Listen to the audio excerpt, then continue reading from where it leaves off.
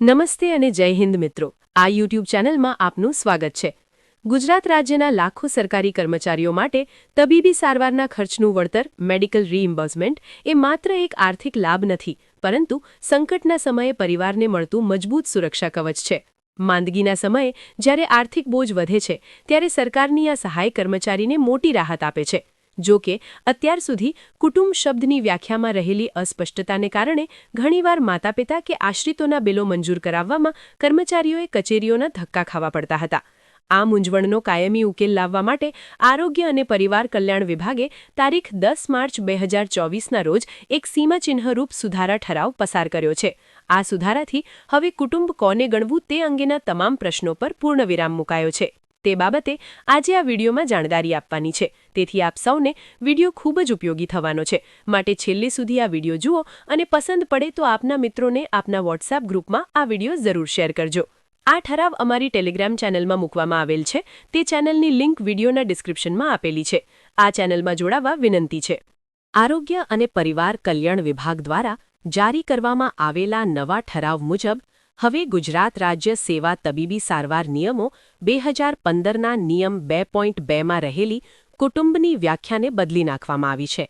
તેના સ્થાને હવે ગુજરાત મુલ્કી સેવા નોકરીની સામાન્ય શરતો નિયમો 2002ના નિયમ 926માં આપવામાં આવેલી વ્યાખ્યાને અમલી બનાવવામાં આવી છે. આ ફેરફારને જોતા જણાય છે કે સરકારનો હેતુ વહીવટી એકરૂપતા એટલે કે એડમિનિસ્ટ્રેટિવ યુનિફોર્મિટી લાવવાનો છે. મેડિકલ અને અન્ય સેવાકીય બાબતો માટે અલગ અલગ વ્યાખ્યાઓને કારણે પેદા થતા અર્થઘટનના વિવાદો અને લિટિગેશન એટલે કે કાયદાકીય વિવાદો હવે ઘટશે. તમામ સેવાકીય બાબતોમાં એક જ વ્યાખ્યા લાગુ પડવાથી વહીવટી પ્રક્રિયા વધુ પારદર્શક બનશે. આરોગ્ય અને પરિવાર કલ્યાણ વિભાગના તારીખ 24 ઓગસ્ટ 2015ના ઠરાવથી લાગુ કરવામાં આવેલ તબીબી સારવાર નિયમો 2015ના નિયમ 2.2માં કુટુંબની વ્યાખ્યા આપેલી છે. તે વ્યાખ્યાના બદલે હવે ગુજરાત મુલ્કી સેવા નોકરીની સામાન્ય શરતો 2002ના નિયમ 926માં આપેલી કુટુંબની વ્યાખ્યાને તબીબી સારવારનો ખર્ચ મંજૂર કરવા અંગેના કેસોમાં ધ્યાને લેવાની રહેશે. આ સુધારો કર્મયોગી સ્વાસ્થ્ય સુરક્ષા યોજના હેઠળ આપવામાં આવતા જી કેટેગરીના આયુષ્માન કાર્ડ હેઠળ લેવામાં આવેલ સારવારમાં પણ લાગુ પડશે. તો હવે એ જાણીએ કે કુટુંબના સભ્યોની નવી યાદીમાં કોનો સમાવેશ થાય છે. મિત્રો, આ વિશે વાત કરતા પહેલા એક નાનકડી વિનંતી છે કે આપે હજુ સુધી આ ચેનલને સબસ્ક્રાઇબ ન કરી હોય તો સબસ્ક્રાઇબ કરવા વિનંતી છે. તેમજ વિડીયોના ડિસ્ક્રિપ્શનમાં આપેલી લિંક પર ક્લિક કરીને અમારી વોટ્સએપ ચેનલમાં જોડાવા વિનંતી છે, જેથી આપને નવા વિડીયોની અપડેટ્સ મળતી રહે. નવી અમલી બનેલી વ્યાખ્યા મુજબ તબીબી સહાય માટે આ મુજબના સભ્યોનો કુટુંબમાં સમાવેશ થશે. 1. પતિ અથવા પત્ની, જેઓ સરકારી કર્મચારીની સાથે રહેતા હોય. 2. ઓરસ કે સાવકા બાળકો, જેઓ કર્મચારીની સાથે રહેતા હોય અને સર્વથા તેના ઉપર આધારિત હોય. 3. માતા-પિતા, બહેનો અને સગીર ભાઈઓ, જો તેઓ કર્મચારીની સાથે રહેતા હોય અને તેમના પર સર્વથા આધારિત હોય તો તેઓને પણ મેડિકલ સહાયનો લાભ મળશે. અહીં નોંધવું જરૂરી છે કે પત્ની-પતિ સિવાયના તમામ સભ્યો માટે સાથે રહેવું અને સર્વથા આધારિત હોવું એ અનિવાર્ય શરત છે. આ સુધારો પરિવારના આશ્રિત સભ્યોને વ્યાપક રક્ષણ પૂરું પાડે છે.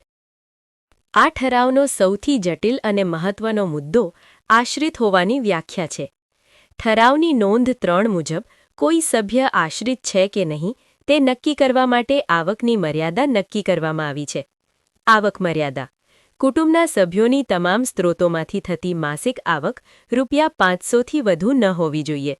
પેન્શન અને હંગામી વધારો: આ આવકમાં પેન્શનની રકમ તેમજ પેન્શન ઉપર મળવાપાત્ર થતા હંગામી વધારા DR નો પણ સમાવેશ કરવામાં આવશે. આ ₹500ની મર્યાદા ઘણી જૂની અને મોંઘવારીના આંક સામે ઘણી ઓછી છે. પેન્શન અને તેના પર મળતા મોંઘવારી ભથ્થા DR ને પણ આમાં ગણવામાં આવતા હોવાથી ઘણા નિવૃત્ત માતાપિતા આ નિયમ મુજબ આશ્રિતની શ્રેણીમાંથી બહાર નીકળી શકે છે. આ મર્યાદામાં સુધારો થાય તે વર્તમાન સમયની માંગ હોય તેવું જણાય છે. સુધારા ઠરાવમાં દત્તક લીધેલ બાળકો વિશેની જોગવાઈ અત્યંત સ્પષ્ટ છે. જો સરકારી કર્મચારીએ પોતાના અંગત કાયદા પર્સનલ લો હેઠળ નિર્ધારિત કાયદેસરની વિધિ દ્વારા બાળક દત્તક લીધું હોય અને તે કાયદેસર ગણાતું હોય તો જ તેને ઓરસ બાળક લેજિટિમેટ ચાઇલ્ડ સમાન દરજ્જો મળશે. સુધારા ઠરાવની નોંધ 1માં સ્પષ્ટ કરવામાં આવ્યું છે કે કુટુંબ શબ્દમાં આ નિયમોના હેતુ માટે એક કરતાં વધુ પત્નીનો સમાવેશ કરવામાં આવશે નહીં.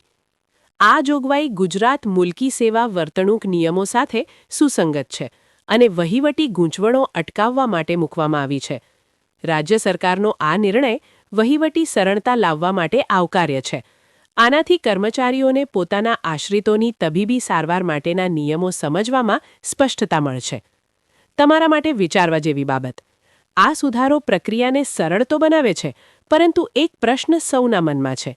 શું આ આશ્રિત હોવાની આવક મર્યાદા ₹500 જે પેન્શન અને હંગામી વધારાને પણ ગણે છે, તે આજના યુગમાં વ્યવહારુ છે? શું સરકારે આ મર્યાદા વધારવી જોઈએ? તમારા અભિપ્રાય નીચે કોમેન્ટમાં ચોક્કસ જણાવશો. આશા છે કે આ વિડીયોમાં આપેલી જાણકારી આપને પસંદ આવી હશે. આવા જ કોઈ ઉપયોગી વિષય અંગે વાત કરવા મળીએ હવે પછીના વિડીયોમાં. આવજો.